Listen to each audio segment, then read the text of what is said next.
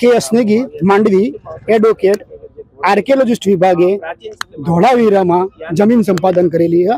જમીન સંપાદનમાં ખેડૂતોને ઓછું વળતર ચૂકેલું, એના સામે આ લોકો ભચાઉ કોર્ટમાં વધુ વળતર લેવા માટે ગયેલા। વધુ વળતર નામદાર કોર્ટે 31/7/2023 રોજ મંજૂર કરેલું હોય। એ મંજૂર કર્યા પછી બી આ ખેડૂતોને વળતર ચૂકવતા નથી। એ બાબતમાં આર્કિયોલોજિસ્ટ વિભાગ હાઈકોર્ટમાં ગયેલું। હાઈકોર્ટે આ લોકોને એમની તમે 2023-2025 આવેલા હો તો વળતર ખેડૂતોને કેમ નથી ચૂકવ્યું એ બાબતમાં 1 લાખ રૂપિયાની કોસ્ટ કરેલી છે। એ બાબતનો તામીલો દાખલ થઈ રાજકોટ સિવિલ કોર્ટમાં નામદાર સિવિલ કોર્ટે રાજકોટ કોર્ટે આજે જપ્તીઓ ઇસ્યુ કરેલા છે। આ આર્કિયોલોજિસ્ટ વિભાગની ફર્નિચર, ગાડીઓ, કોમ્પ્યુટર્સ વગેરે જપ્તી કરી લો।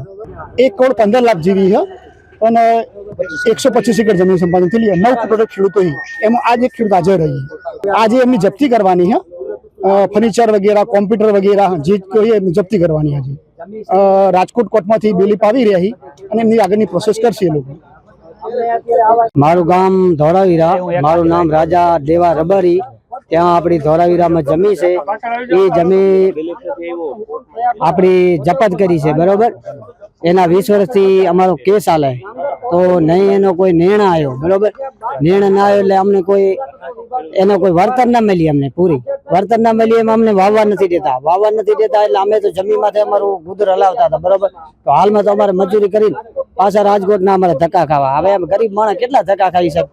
જમીન આપણી ધોળાવીરાથી આગળ 2 કિલોમીટર ત્યાં ગામ નીકળ્યું છે જૂનું, એ ગામમાં જપ્ત કરી છે જમીન અમારી અંદર, બરોબર। બાઉન્ડ્રી બાંધી નાખી 4 કિલો અંદર, અમને અત્યારે આવાજ નથી દેતા। આજ 20 વર્ષથી અમને નથી વાવવા દેતા, બરોબર।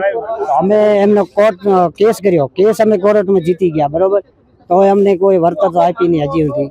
તારીખ આજ તો અમારે ઓફિસ જ જપ્ત કરવાની છે, એવું છે એમને, બરોબર।